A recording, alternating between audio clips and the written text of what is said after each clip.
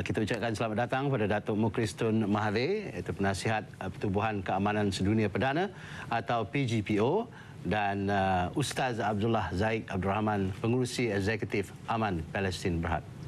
Saya lihat tamanya bahawa apa yang dilakukan oleh flotila keamanan kita baru-baru ini sebenarnya mempunyai impak. Presiden ataupun Perdana Menteri Netanyahu sendiri telah pergi menghadap Presiden Obama untuk menjelaskan pendirian mereka dan minta bantuan. Dan kita dengar pula pengumuman mereka mengatakan bahawa Mesir akan membuka sempadannya di Rafah. Jadi nampaknya ada kesan.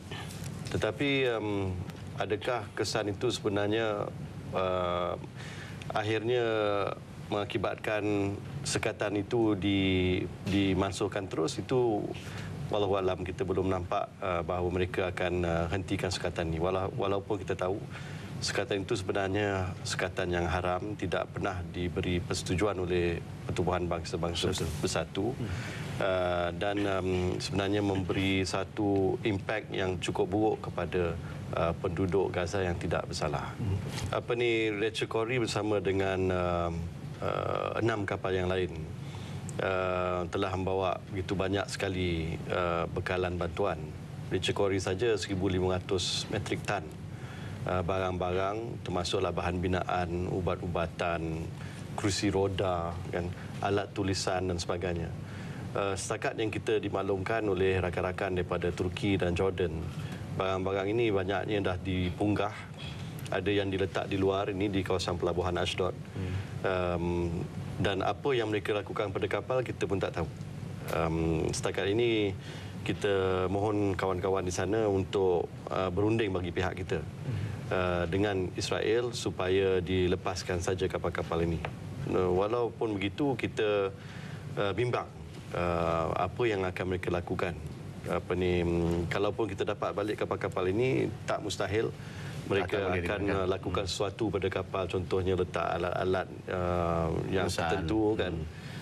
Jadi kalaupun kita dapat semula, kita nak kena hati-hatilah dalam soal itu. Ustaz, Aman Palestin baru saja pulang dari Rafah. Apa update je? Kita Aman Palestin ini antara pertubuhan yang pertama setelah mendapat berita daripada Mesir bahawa Husni Mubarak, Presiden Mesir, telah mengumumkan bahawa pintu masuk Rafah akan dibuka. Dan begitu juga berita ura-ura bahawa kerajaan Israel juga akan membuka sedikit sebanyak tekanan tersebut. Maka kami adalah antara pertubuhan yang pertama ingin mengetahui sebenarnya apa hakikat di sebalik kenyataan tersebut. Jadi pada 24 hari bulan lepas, kami bersama dengan 12 peserta rombongan bertolak daripada Kuala Lumpur ke Kairo dan seterusnya mengatur satu misi konvoi melalui jalan darat. Dan daripada misi ini, alhamdulillah, kami dapat melihat sendirilah apa yang sebenarnya berlaku di dunia realiti, dan sejauh mana apa yang disebutkan oleh Presiden Mubarak itu dan apa yang diwar-warkan oleh berita sedunia di serata dunia bahawa pintu masuk Rafah telah dibuka sebenarnya tidaklah seperti yang diucapkan. Sebenarnya masih banyak syarat-syarat, prosedur-prosedur dan birokrasi yang terpaksa kita penuhi. Antaranya. Dan yang susah kita nak nyatakan ialah dia tidak menentu.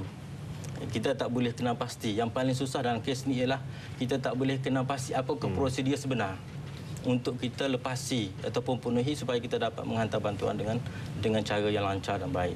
Jadi kita dalam misi ini kita cuba menggunakan pengalaman yang ada pada rakan kongsi kita di Mesir, termasuk Palang Merah dan termasuk pertubuhan perubatan di Mesir, mereka yang tahu realiti tempat dan menyusun satu misi ini.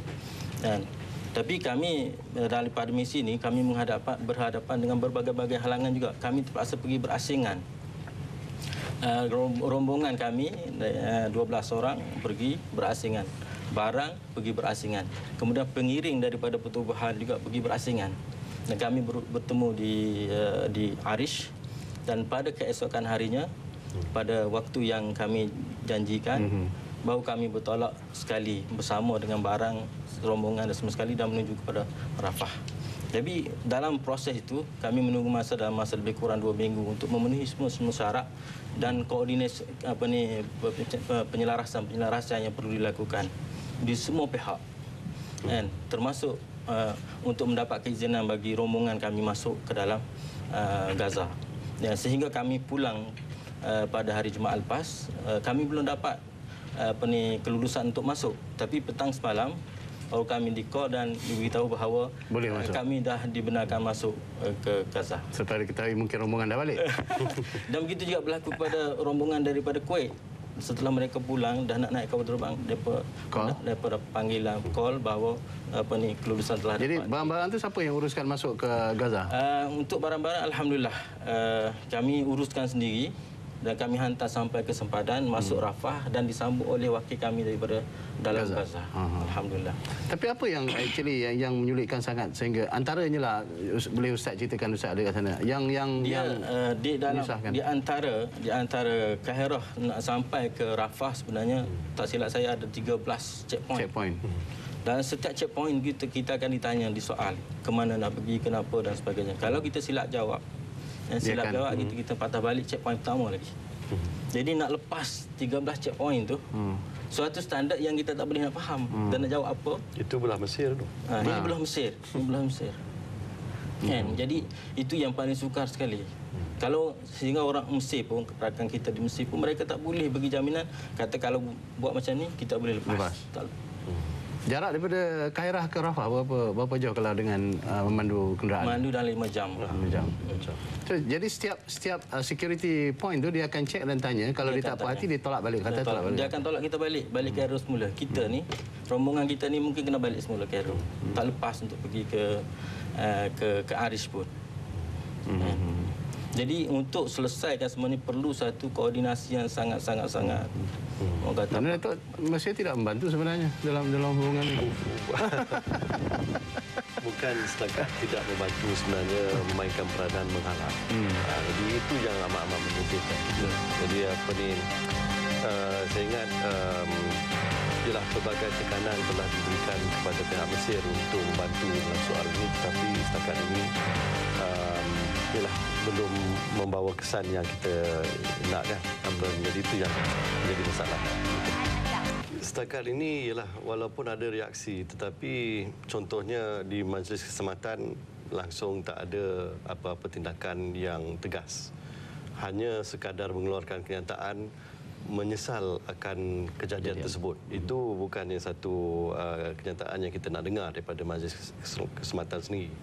Daripada PBB sekalipun, walaupun Malaysia telah usulkan supaya perkara ini dibincang di Persidangan Agung di PBB nanti, yang itu pun baru-baru ini telah mereka tolak. Jadi saya tak nampak mereka serius mengenai perkara ini. Malah selain daripada Presiden Obama, Netanyahu malah telah membuat kunjungan hormat kepada Ban Ki-moon. Dan sejurus kemudian kenyataan itu telah dibuat.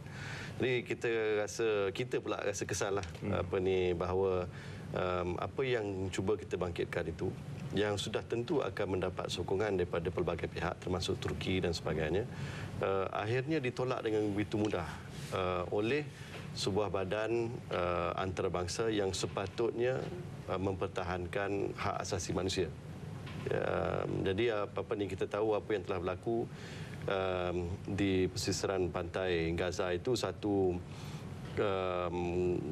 kezaliman ke atas manusia, ke atas aktivis kemanusiaan yang langsung tidak pun ada tujuan untuk untuk contohnya nak memberi senjata ke apa ke, itu semua tu karut ya.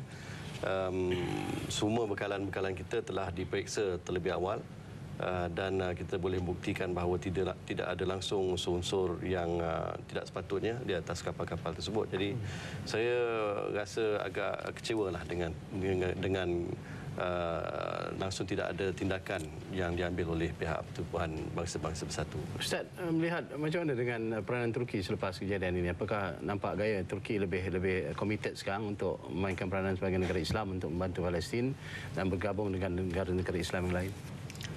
Saya rasa dari segi politik khususnya Turki mempunyai cita-citanya sendiri, iaitu untuk meletakkan semula peranan dia di dalam dunia Islam.